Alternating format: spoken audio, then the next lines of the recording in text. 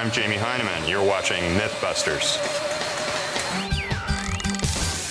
Coming up, can you get stuck to an airline toilet? Exposed butt cheek. There we go. Building a biscuit bazooka. Oh, no! Wow, that just went everywhere. The leaping lawyer, fact or fantasy. Scotty, I need power! You want more? More!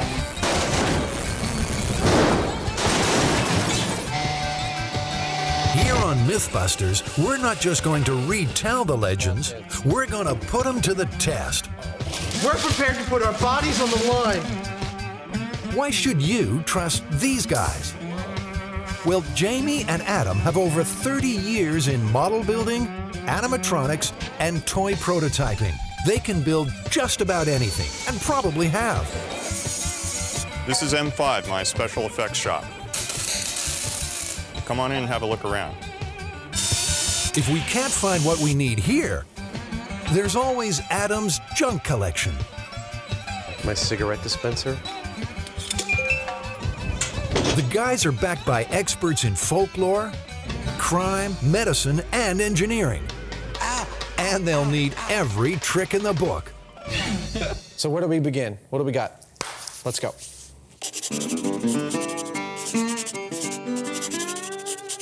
This story involves a large woman, an obese woman. Flying on an SAS flight from Europe. And as she was going along, she had to use the restroom. She flushed it while she was still sitting on the toilet. And it suctioned her down a little bit, and she was stuck. And they had to land a plane with her on the toilet. Where the air flight crews had to come and assist her to get off. What exactly are we going to need to test this? We have a vacuum pump that is pretty powerful. We have to create a large female posterior. Posterior, is that how we Posterior, we term? yes. Yeah, big ass, and we got to hang it over the toilet. Did you go to art school, Jamie? And I build real stuff. I don't know how to draw it. I get the, you know what's what here, right? Yeah, I do. It could also be like a big leg of lamb cooking over a barbecue, though, with gas feed. That sounds kind of good. We got to rig a means of measuring how much pull down there is. To me, that means a big fish scale. We'll use a forklift. We'll hoist this big ass over the toilet, and we'll, with the hanging off the fish scale, we lower it on there, and then we turn the pump on, and then we raise the forklift and see how much suck the thing has before it lets go via the fish scale. And we're going to have to we're going to have to invent one, because that's a pretty big fish. This woman was like I guess could have been a 300-pounder. In the aircraft market, we have approximately 13,000 vacuum toilets in operation on a daily basis. The toilet story broke in early 2001. First thoughts we had was that this was impossible. After initial confirmation by Scandinavian Airlines, Reuters and the BBC ran the story worldwide on wire and web. We were quite surprised how much press it did get.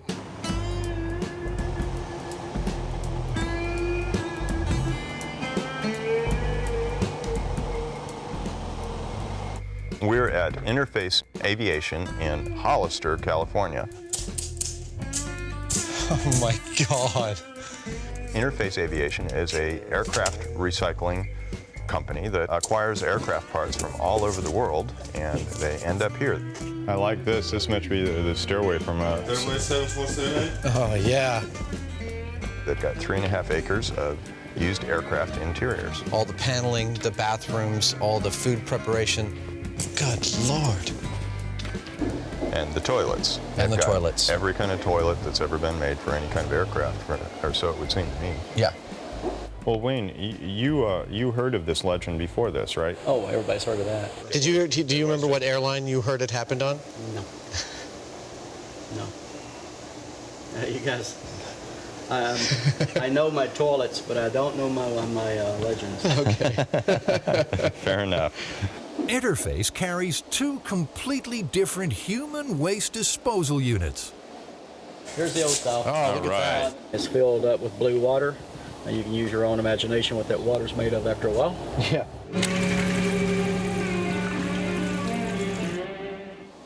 The average pressure here is exactly 0 Right.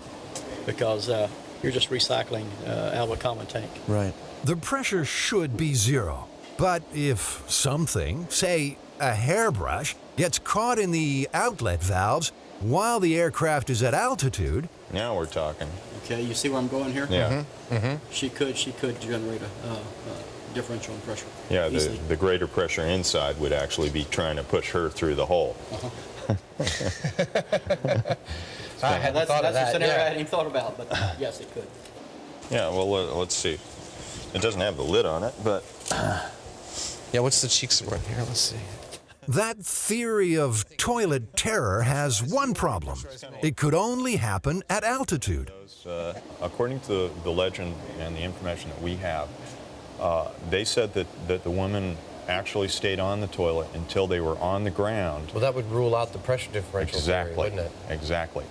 That leaves this vacuum unit. It has pressure at altitude and on the ground. So, given the pressure down here, do you think you could get a lock between this and someone could actually get sucked down I on there? really wouldn't even want to venture a guess, but there is a suction, and if you cap that thing, there will be a lock.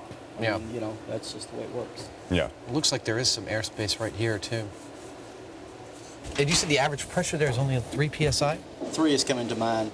The vacuum toilet operates at 2 different pressures. On the ground, it operates at approximately 3 psi negative pressure, and at altitude, we operate at 8 psi negative pressure, and that pressure is produced by the differential between the inside cabin air and the outside of the aircraft. This is the one. But at $9 grand, it doesn't come cheap. Ladies and gentlemen, please move in an orderly fashion towards the door of the plane. Cross your hands over your chest and slide down the inflatable slide towards the sharks. Thank you for flying. We hope you'll come back soon. Remember, most of our passengers get there alive. All right. One of the biggest problems that I see is that that we've got to mimic a woman's butt really well. It has to be nice and fleshy and soft. So we've got to decide on what kind of, it's going to be a rubber of some sort. Yeah. Well, I've thought of using this rubber that's used in a lot of sex toys because it's very fleshy. It's called hot melt vinyl.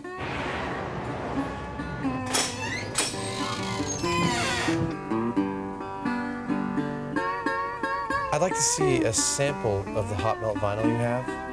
Is this a hot melt? Yeah, that's the one that's really sticky. That's the one that I like. This is the one that I want. But we are casting up a really large bottom. And we're going to stick it to an airline toilet seat that we have. So this is actually perfect. This is definitely the stuff. Yeah, it sounds right. I might want to buy as much as 10 gallons. So that comes in flesh or clear? Flesh, of course. Of course, yeah. Can I try on that butt head? You'd like to try the butt head? I would like to try the butt head. Absolutely. There you are, sir. Do I have to pull out the...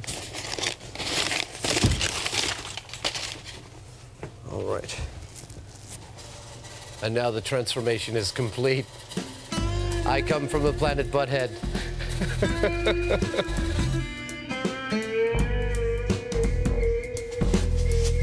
So, how did you have this done? So that's actually Carrie's butt. No. Really? Except that we let her modify herself. Okay, I'm gonna take a shot. Try to hold it as still as possible from now on. We scanned her butt. It's probably the best shot that you'll ever see of your own butt.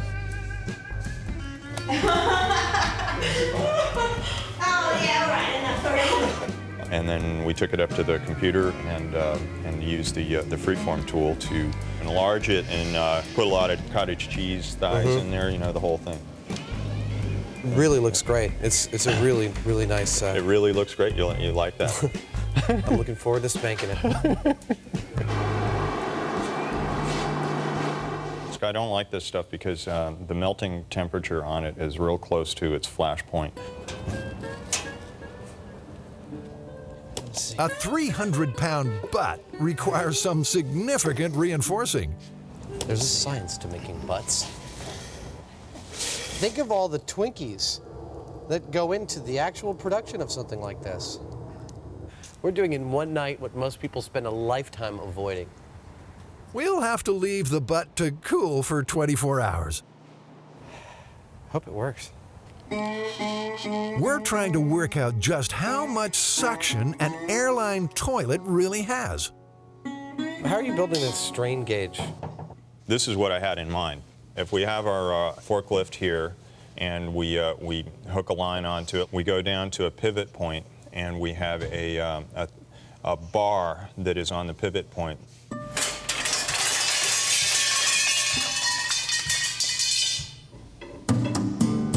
the bar is longer on this side than the other. We put barbell weights over here. We have another pivot point here that goes down to the butt. And there is our strain gauge. Jamie's brilliantly improvised one of the oldest measuring devices on Earth, a set of scales. You feel pretty clever?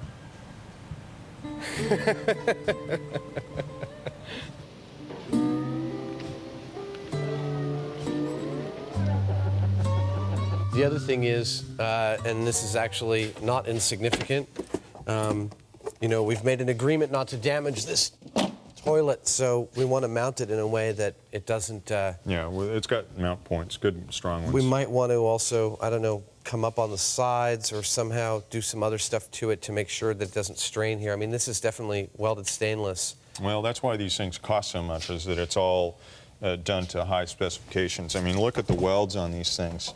It's a perfect little... Oh my God, that's beautiful. When we've finished admiring it, we better get on with finding something to make it suck. I've got one of those things that I believe pushes pneumatics around in the stores when you want to get change in a big department store. You know, Oh, those really? little... You got one of those? Yeah. The vacuum? Oh, that's Yeah. cool. Our pump generates just 3 psi. That's 3 pounds per square inch of exposed butt. What is this? This is about 13 inches by 15 inches. So 150 times, what did we say, 3 psi? Let's say 3 psi, 450. That's 450 pounds. Pounds of pull. Yeah. So if we had a perfect seal on this with a rubber gasket and everything, it would take 450 pounds to remove it just from a 3 psi. And you could see how a woman wouldn't be able to get off. Absolutely, yeah. She'd have one big hickey. Big butt hickey. That's going to be hard to explain. Things are coming together at last. That's okay. I think it actually came out pretty nice. Yeah, I'm not displeased. Before the experiment can begin, we have to balance the butt.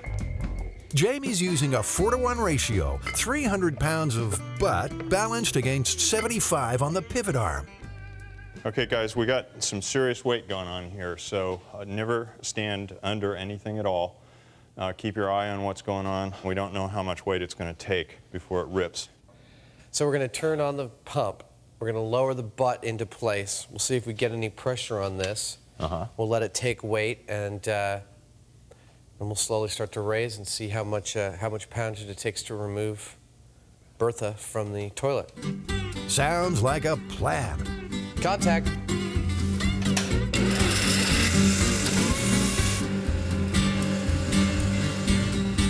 If the butt creates a seal, we should see a jump in vacuum pressure.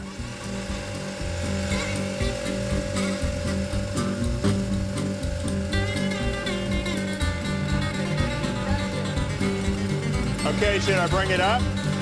We're still measuring around 3 psi. The toilet seat is preventing us from making a seal.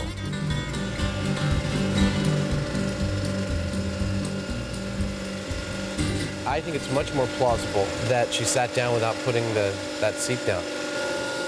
Okay, that's easy to test.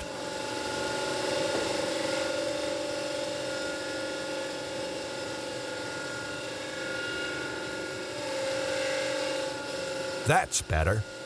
That's the seal, but it's not taking that much pressure.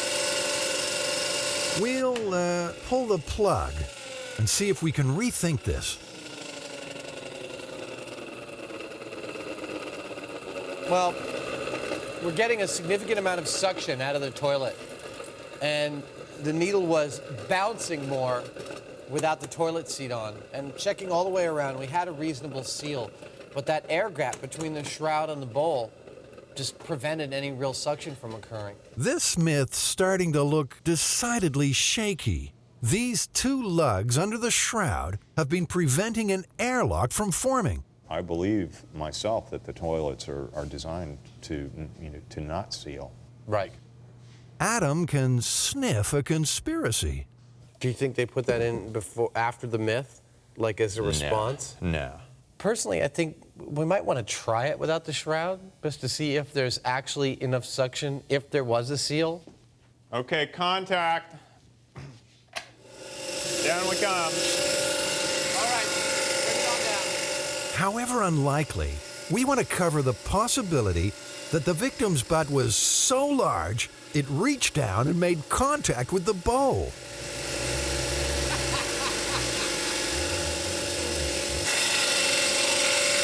That's as good a seal as we get. Okay, Terry, lower the weight. Time to measure the suction. All right, here we go. Go! Keep going, all the way up.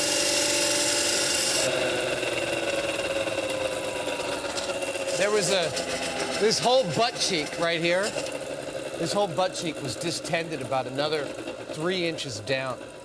The whole butt was deformed. She's got a hell of a hickey. We got a really good seal on the butt crack in that last one. There was a little bit of that it didn't want to give at first when you lifted, but it didn't take very much.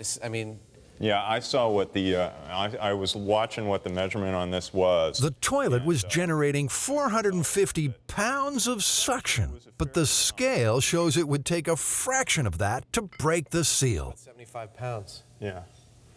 So, well, that tells And that's us. lifting straight up. I mean, that's just, I'd say a woman this large, I mean, she'd be able to, pull a cheek or move herself around a little bit and release the gap. I mean, we're talking, if someone really couldn't do that, we're talking someone maybe even twice this large. And then I'm not even sure they could fit in an airplane toilet.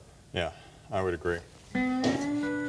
What's more, a properly functioning toilet creates suction for just 2 seconds. If something were to go inside the bowl and get stuck inside of there, the pressure is probably about twice as much as a normal shop vac that you would have at your home. As you can see, there's no damage to a person's hand if they do put it inside the bowl. And really all you do is get wet. Myth busted, and we're prepared to stake Adam's butt on it. Contact. All right, here we go.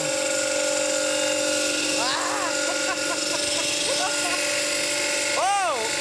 All right. That's actually comfortable. I mean, it's a nice cool breeze. So, are you ready to try it, the real deal? Sure. All right.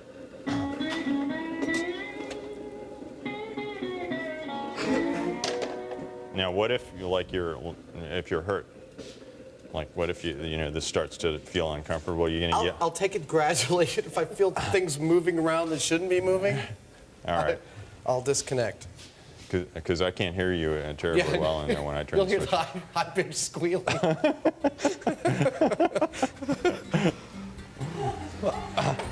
All right, contact. All right. Exposed butt cheek. There we go.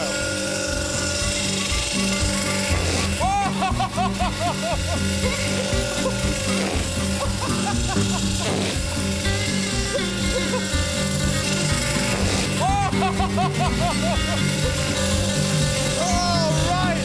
Holy shit. All right, that's significant.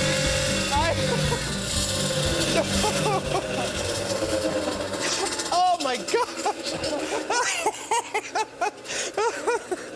Oh wow, that was really significant. That was All right. That was impressively significant amount of suction. The whole thing was vibrating with the pressure. We got up to 5 psi. Yeah, that was significant. I mean, I'm trying to talk scientifically. I was able to use my arms, but if I didn't have arms, I would not probably have been able to free myself. I'm not sure what we proved here, but at least it's good television. Another one bites the dust. Good work.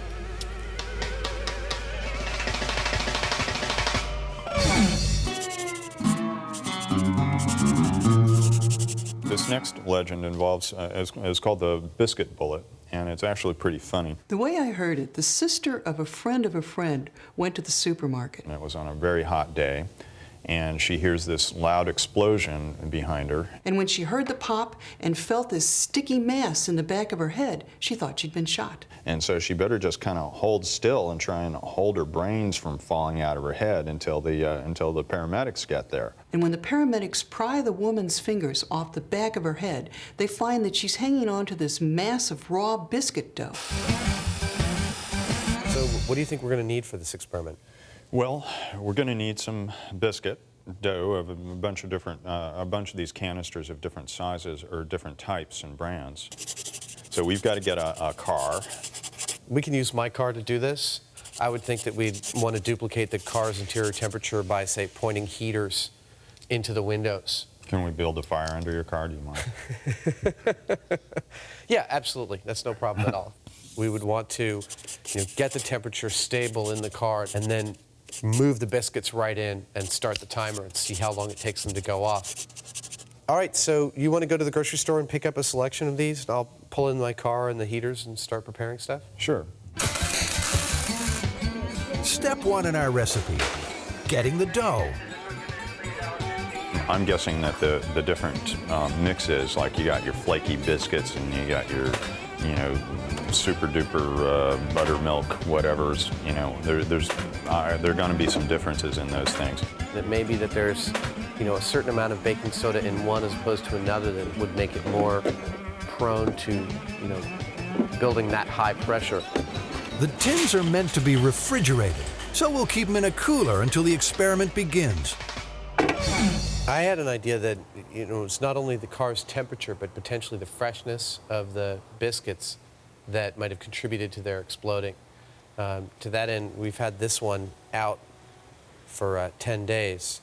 And we'll put that in our, as one of our control groups to see if it explodes faster. Step 2, mounting the tins in the car. I was thinking just in terms of being able to get a reasonable spread, maybe a rack of 6. Maybe for fun we should make a thing like a holster. A holster like shotgun shells, like you're nobody moves, nobody gets hurt. Right, wearing it under your vest when going through airport security.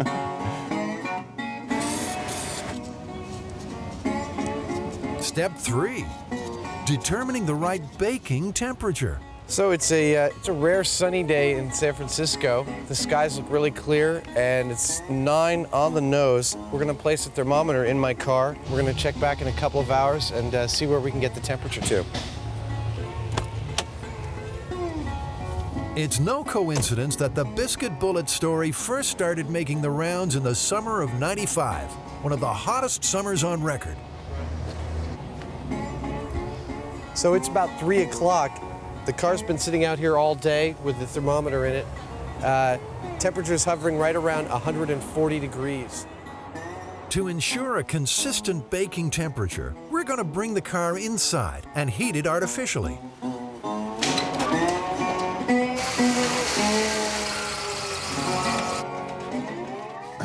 So Adam, let's load this thing. Okay. I'm hoping we see a pretty significant change in the heat kind of fast. Well, it ought to. These are radiant heaters, so, it's, this is like the pure form of what the sun gives as far as just what actually heats it up. So, do you have the thermometer? I'll get the timer. We're up to 105.8. It's looking good. Maybe another 15 or 20 minutes. It's going to be hot in there. I don't know if you want to sit in the car, you know, wait for the biscuit dough, you know, or if I sit in the car, you know, maybe we take turns. All right. I think from about a foot away, you know, it's totally safe for us to, you know, be able to be the subjects in the car. I wouldn't load my shorts full of these things in a hot car. That's a scary thought. Remember that one about CDs melting in the heat? It might still work. It's not a myth. It's starting to smell really strong of like almost burning plastic in there, so I don't think either of us should sit in there. I made up a rack to put the head in. All right? You mean you don't want to get hot is what you're saying? You can go climb in there, but it's pretty stinky. You can suffocate. 120 degrees. Time to get baking. Are you ready? Yeah. Okay. Leading brand flaky. Leading brand buttermilk. Competitor flaky. Competitor buttermilk. Unrefrigerated. Small tin. And the clock is ticking. I'll say within 8 minutes. 2 hours, maybe 3. Really? Yeah. Do I lose if I go over, or if it's closer to 8 minutes than 2 hours? So we're saying 8 minutes or 120 minutes?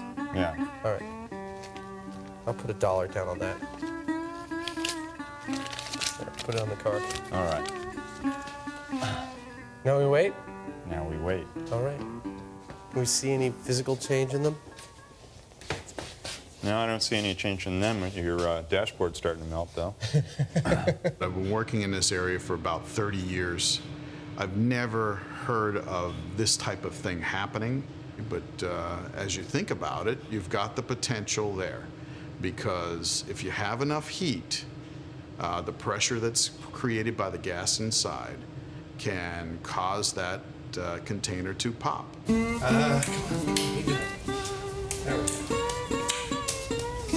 Do you think the flakies are going to go first or the buttermilks? The small one's going to go first because it has less mass. It's going to take at least probably a half an hour for the interior of those things to show hardly any change in temperature, much less You're enough right. to... Need to work through. Yeah. I mean, it's too much mass. It's still going to be way less than 120 minutes. We'll find out. The leavening agent is sodium bicarbonate, and it is reacting with an acid to produce carbon dioxide, CO2. If it is not released, you're going to create pressure in that container to the point where, as the reaction continues, that container can burst. Whoa! Jamie. What? You know what happened? What? It jumped out of the rack. That's the small Oh. can that was in the rack. It jumped out of the rack and into my cup holder. I'll be darned. And so where was our clock? Where were we at? We were at like 58 minutes on the nose. So you won the bet then? Yeah, in fact, I did. I'd like So to you won remove the that bet. one before it bakes dough into my cup holder. Although I was right about which one was going to go first. You were absolutely right.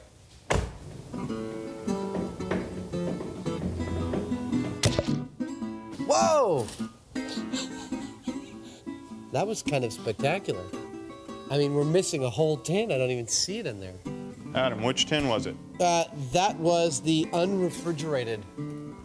That was the unrefrigerated flaky dough.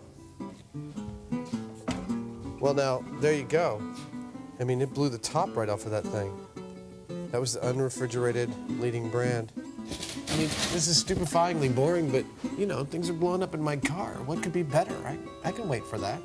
I just want to see one. I don't want to have to review the videotape. I want to actually see one blow.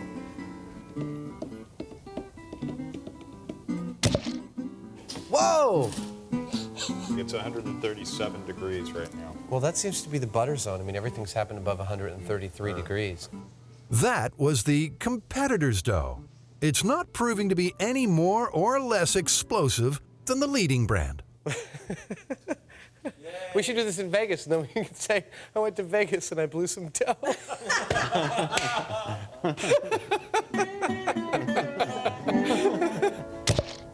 Oh, that's a spectacular one.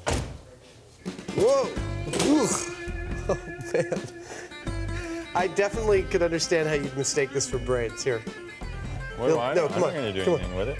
Well, no, feel it. Feel it. Agree with me. Yeah, it's definitely brains.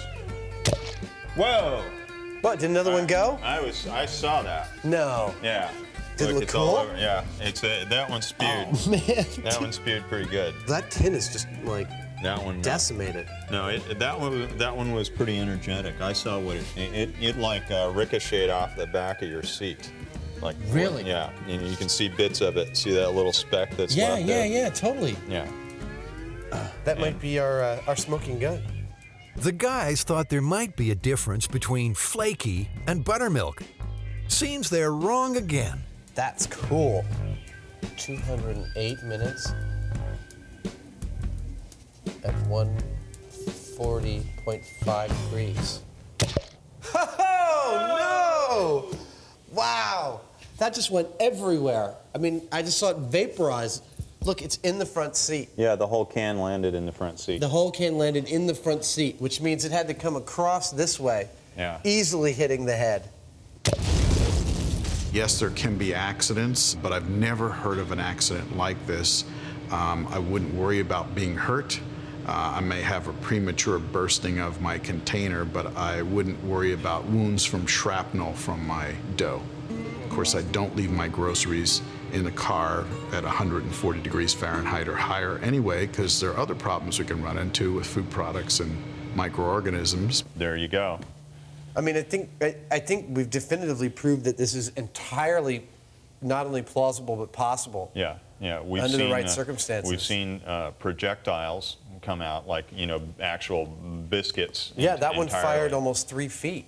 Yeah, this one's kind of like a biscuit cannon, like a mortar. Exactly. I think without a doubt a can of biscuit dough has exploded in somebody's car. I mean, in a hot car, a can of biscuit dough will go off within 3 hours, 3.5 hours. This is something of a first for MythBusters. We can show the myth is physically possible, but there's no hard evidence that it ever happened. I tried to track it down. I tried to find the friend of the friend. I couldn't do it. I tried to find the location where it actually happened. I couldn't. I looked for police reports. There were none. And the truth is, this didn't happen. There was no woman so stupid that she thought she was holding raw dough on her head. And that's kind of nice to know. All right, ready? Ready.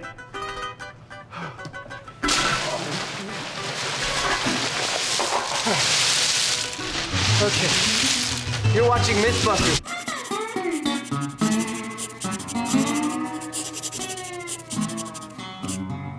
So the falling lawyer, what's the story? Well, the story goes that there was a lawyer on the 24th floor of a high-rise. He was showing off his masculinity and his bravery in front of some kind of class. He'd bounced up against this plate glass window, maybe trying to, have some fun. And he did it repeatedly and had no problems. And then he did it again, and this time he simply went through. And down this guy goes, falling 24 floors from his office to the ground, and he promptly dies. Our task is to prove whether this is possible or not. So what are the elements we're going to need to replicate this? Well, we're going to need a pane of glass. We've got to build a mock-up body. We have to create some sort of a track and a means of loading this dummy body. We'll probably use some. I've got a bunch of surgical rubber tubing that we can make a big slingshot. Okay. And we'll have to also rig various ways of measuring, so we're consistent about it. How much force we're putting on him. Right. I mean, the figure we want to come up with is whether or not it's possible for a person running at a reasonable clip into the window has enough pounds of force behind him to actually break the window. The first reaction is complete disbelief, and then the second reaction is, well, I heard that happen in New York or Moscow or Hong Kong or something like that. It's just one of those stories that seems to have kind of gone around the world. With stories like that, you never really know if they're true. You never know if the kernel at the core is real or not. First, we need to decide what kind of track it is, whether we want. I'm thinking that we should roll it along the ground kind of track rather than hang it. You've got the great the dolly track with the skateboard wheels. Okay. That's got a really low friction.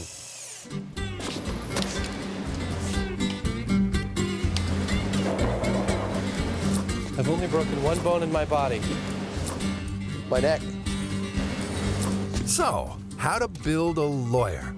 We're going to assume that this guy wasn't a fat cat. We'll make him, say, 160 pounds. Well, they're going to be about, call them 20 pounds apiece. They're 20 pounds each, so it's going to be it's going to be 8.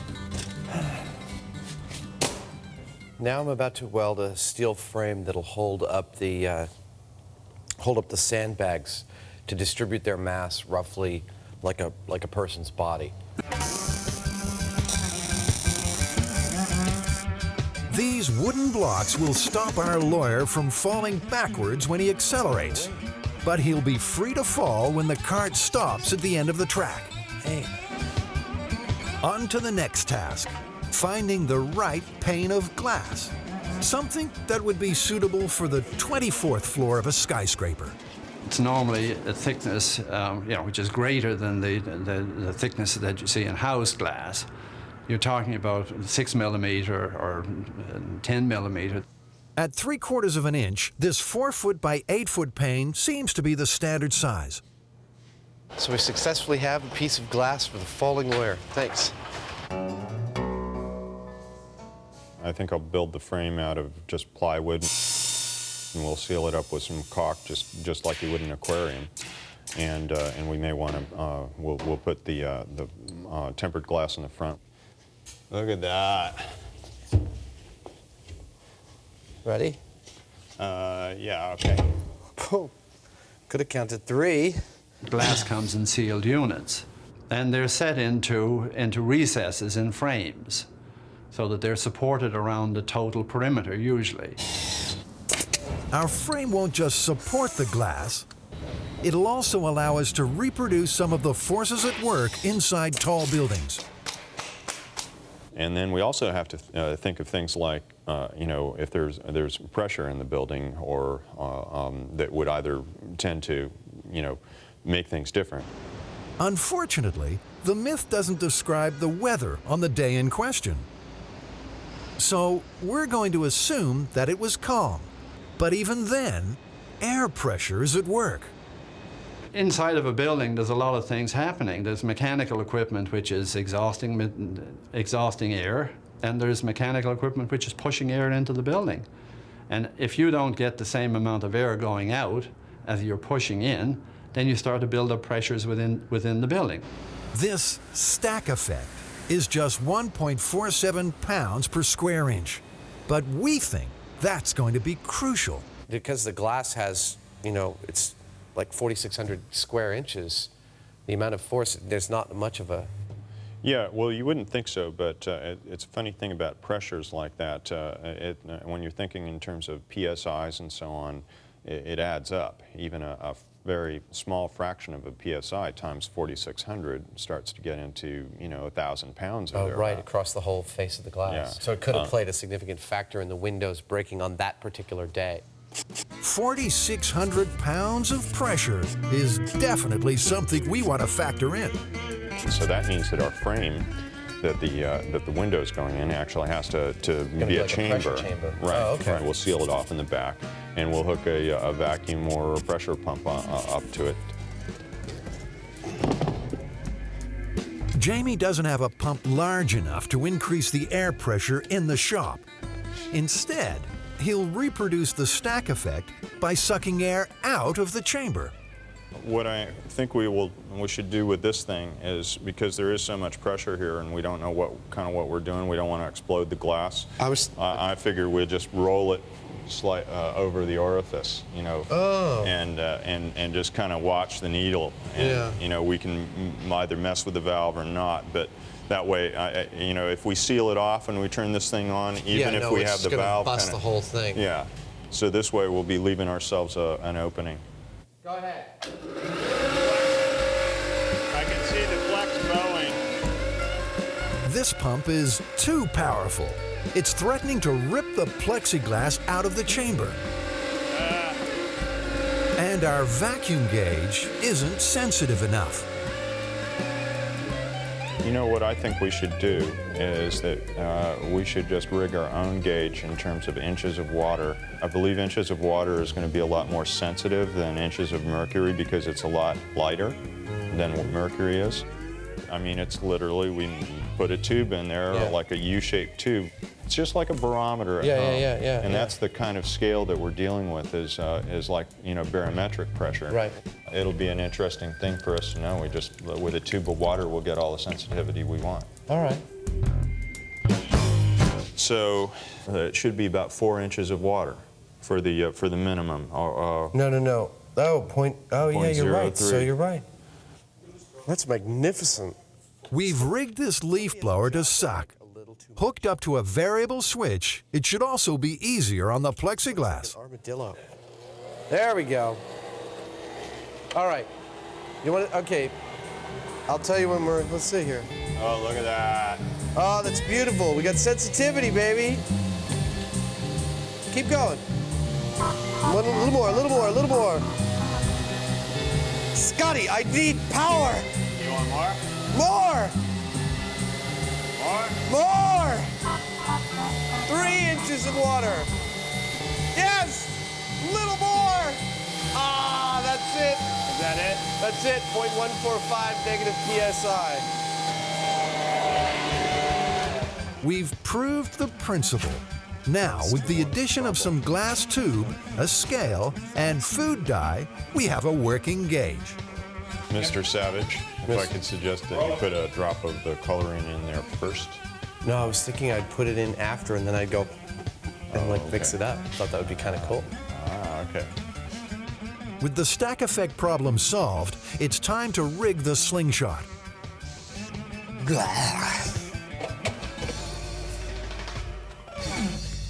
I won't let go. Oh, man. So, it's just like, you know, it'll develop some velocity. that's really satisfying and kind of dangerous. And we'll rig our slingshot somehow on, you know, we can tie to the side of the shop or something like that. So I was thinking to figure out his velocity, to figure out how fast he's traveling, we don't have a radar gun or anything like that. I was thinking we could take some flats and actually grid them. Okay. And then shoot from the side with one of the cameras, which give us, you know, 25 frames per second.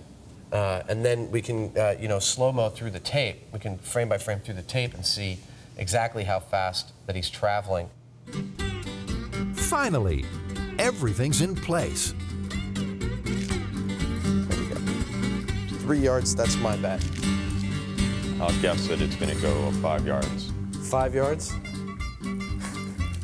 This would be cool if I could see.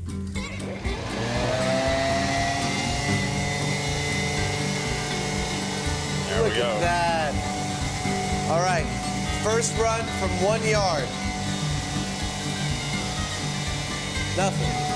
3 yards. Here's my $5 going to hell. Penalty, 5 yards.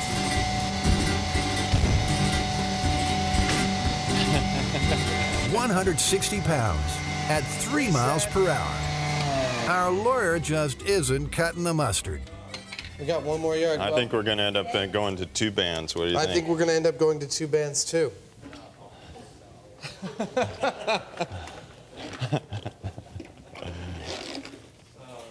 We ready? Ready? All right. 2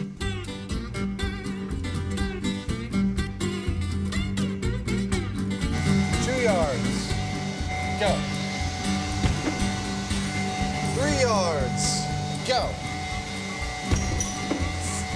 Even with 2 elastic bands, our lawyer is still coming off second best. this is contacting here, and all of this is bowing backwards. Right. And as this comes in for a second, and then, you know, so it really is, all these things aren't really making contact. 5 yards. Here we go. Whoa! All right. Okay. There. Are you ready? Ready, and 2, 3, go! it is possible that it's not possible for a person to throw himself through the window. Entirely plausible, but We will make it through this I window. want to make it through the glass. But it may not be possible for a human to do that by himself. I'm Bruce Tamara. I'm a reporter at the Toronto Star, and you're watching MythBusters. So far, we haven't had much success getting our lawyer friend to smash the glass. But Jamie's working on a hunch. I'd be inclined to put all the steel bags, or all the sandbags up high. Yeah, exactly. I mean, starting Just- here. yeah. You know, 2, 4, 6, 8. Redistributing the weight up high will concentrate the impact. Something like... Meanwhile, our structural engineer is working on a different theory. Glass is an unpredictable material. And although we use it and we see it performing very well in thousands of cases, there are certain things which will cause it to act in a way we don't expect. All right, so this is 1 yard. 2, 3, go.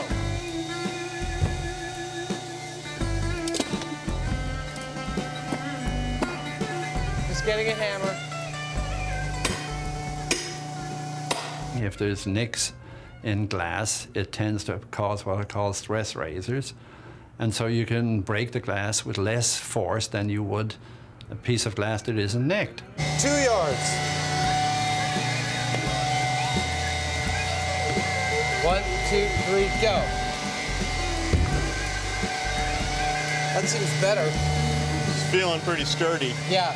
Probably 1,000 times, nothing will happen. But you're dealing with a very brittle material, and it doesn't give you any warning. It doesn't bend like steel. It doesn't bow like wood. It just goes kapump, and then you're out on the street. 3 yards. Ready? Ready. 2, 3, go. Yeah!